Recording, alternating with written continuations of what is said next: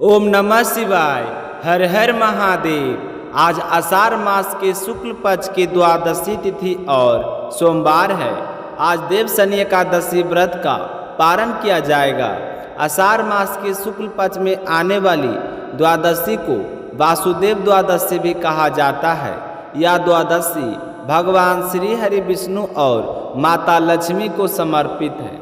एक महत्वपूर्ण दिन है।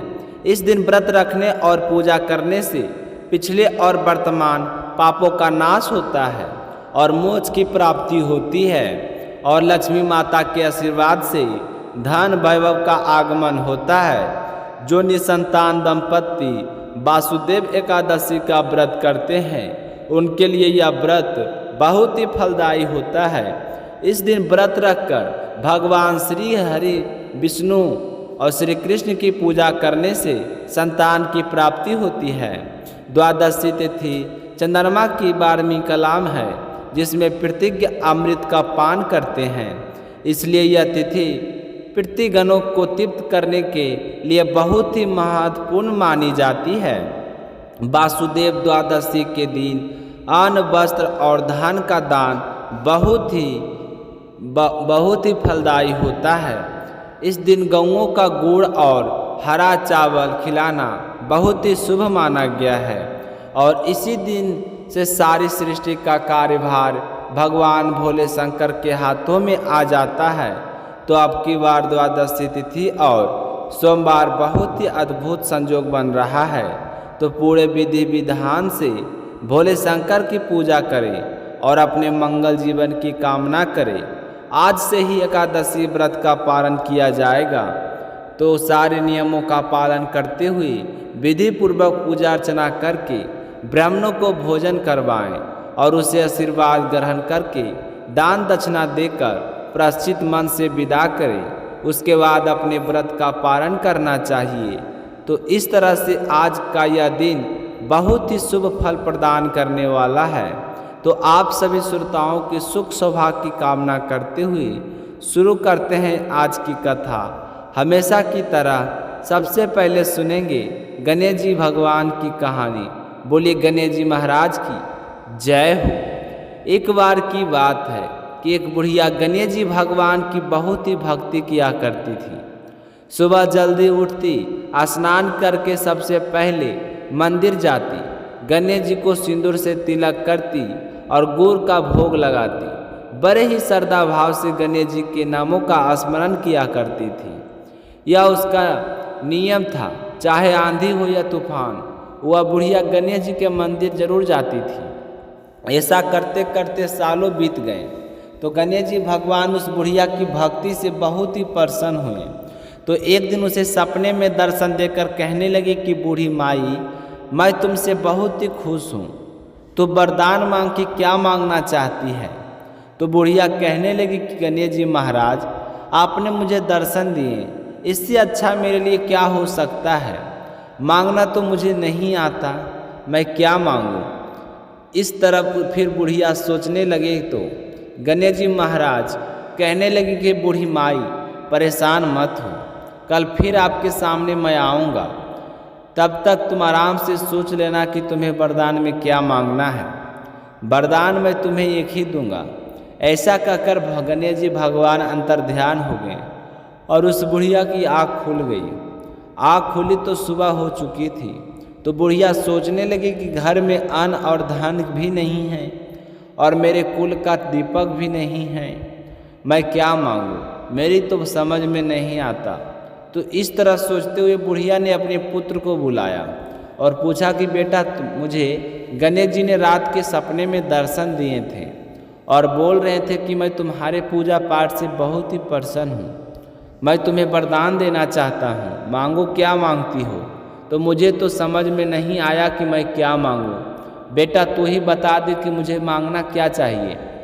तो बुढ़िया का पुत्र कहने लगा कि माँ, तुम गणेश जी से बहुत सारा धन दौलत मांग लो, हमारी गरीबी दूर हो जाएगी, तो हमें सब कुछ मिल जाएगा।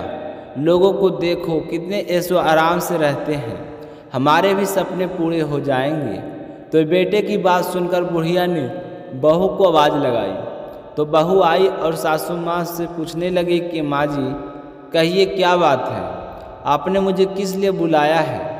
तो उसकी सास कहने लगी कि बेटा रात में मुझे सपने में गणेश जी भगवान ने दर्शन दिए हैं और वह कह रहे थे कि मैं तुम्हें वरदान देना चाहता हूँ, तो मेरी तो समझ में नहीं आता कि मैं क्या मांगूँ। तो सासू माँ की बात सुनकर बहू कहने लगी कि माँ जी यह तो बहुत अच्छी बात है, आप गणेश जी से पोता मांग लो।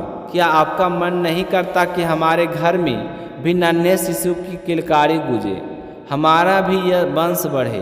तो बुढ़िया कहने लगी कि बेटा तेरी बात तो सही है। अब बुढ़िया तो कसमें थी कि गणेश जी ने तो एक ही वरदान देना चाहे, उसमें मैं क्या मांगूँ। तो वह बुढ़िया सोचती सोचती पड़ोस में अपनी सहेली के पास गई और जाकर पूछने लगी कि बहन तू मुझे बता कि मैं क्या मांगूँ। तो बूढ़ी माई की सारी बात सुनकर उसकी पड़ोसन कहने लगी कि बहन तू तो अब थोड़े ही दिन जिएगी, तो क्यों तो धान मांगे और क्यों नाती मांगे पोते मांगे, वह तेरे किस काम के।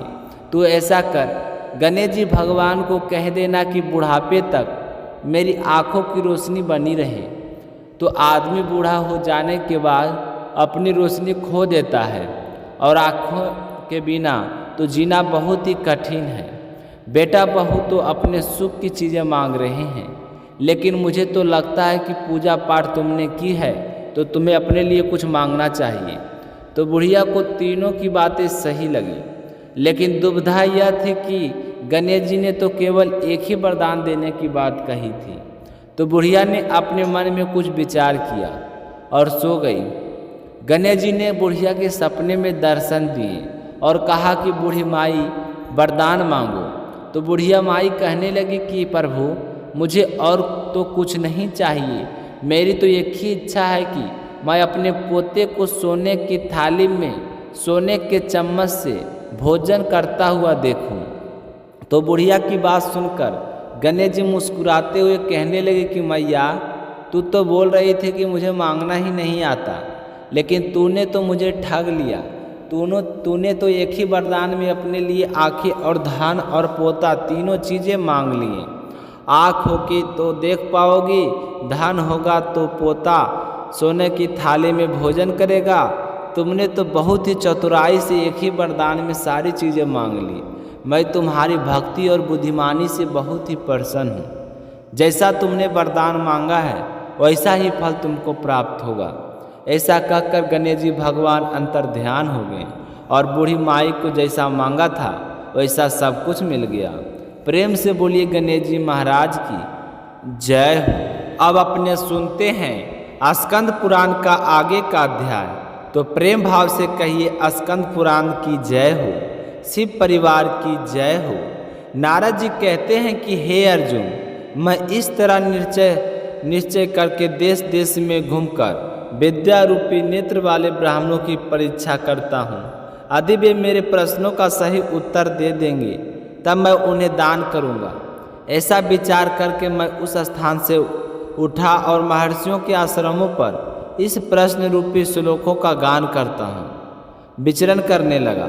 महर्षियों में आश्रम पर जाकर मैं कहता कि मातृका को कौन विशेष रूप से जानता है, वह मातृका कितने प्रकार की है और कैसे अक्षरों वाली है, कौन द्विज 25 वस्तुओं के बने हुए ग्रह को अच्छी तरह से जानता है, अनेक रूप वाली स्त्री को एक रूप वाली बनाने का कला किसे आती है, संसार में रहने वाला कौन सा पुरुष विचित्र कथा वाली वाक्य रचना को जानता है, कौन स्वाध्यायशील ब्राह्मण, कौन स्वाध्याय ब्राह्मण समुद्र में रहने वाली महान ग्रह की जानकारी रखता है, किस श्रेष्ठ ब्राह्मण को 8 प्रकार के ब्राह्मणत्व का ज्ञान है, चारों युगों में मूल दिन का कौन बता सकता है, 14 मनुओं को मूल निवास का ज्ञान किसको है, भगवान सूर्य किस दिन पहले रथ पर सवार हुए थे, जो काले सांप की भांति सब प्राणियों को उड़देग में डाले रखता है,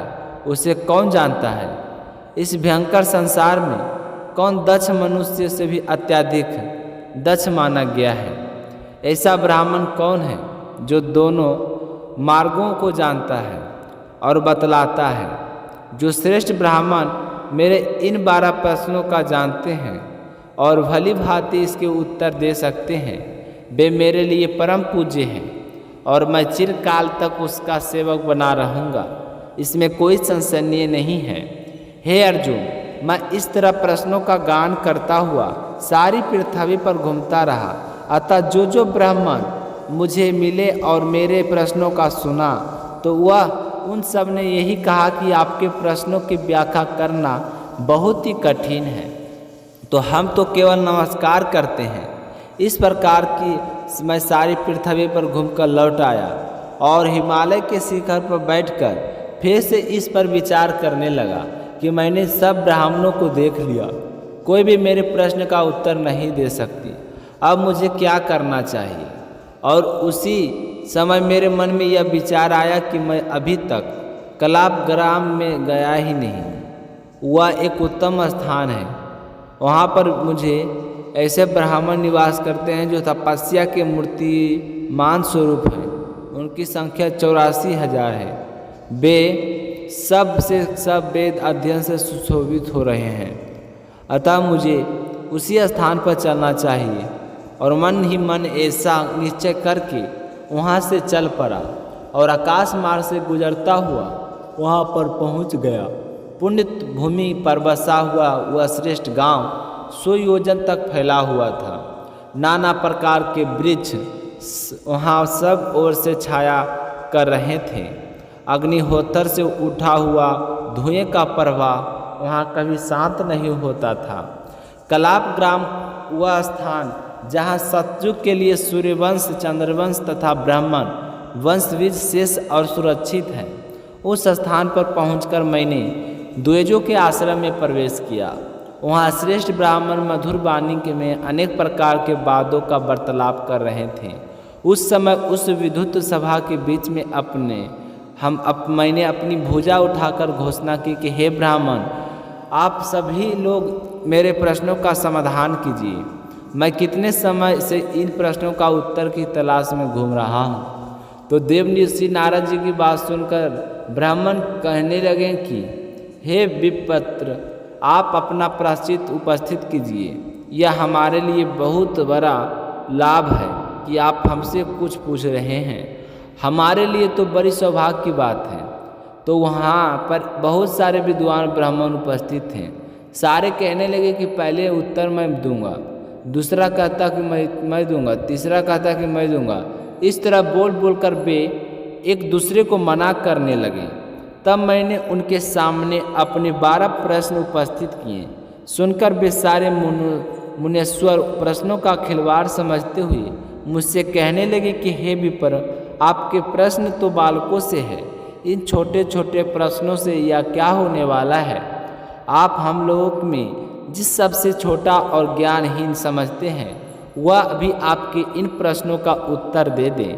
तो उनकी यह बात सुनकर मुझे बड़ा आश्चर्य हुआ और मैंने अपने आप को बड़ा कृतार्थ माना और उनसे एक बालक को सबसे हीन समझकर मैंने उससे कहा कि तुम मेरे प्रश्नों का उत्तर दो। तो उस बालक ब्राह्मण का नाम था शुंतनु। उसने मेरे 12 प्रश्नों का उत्तर देते हुए कहा कि मातृका 52 अक्षर बताए गए। उनमें सबसे प्रथम अक्षर है ओमकार। उसके सिवा 14 स्वर, 33 व्यंजन, अनुस्वर, विसर्ग, जीवा तथा मूल और उपधामान्य है। यह सब मिलकर 52 मात्र का वर्ण माने गए हैं। हे विप्र, यह तो मैंने आपसे अक्षरों की संख्या बताई है। अब इनका अर्थ सुनिए। इस अर्थ के विषय में मैं पहले आपसे एक इतिहास सुनाता हूँ। ध्यान से सुनना। पूर्व काल की बात है।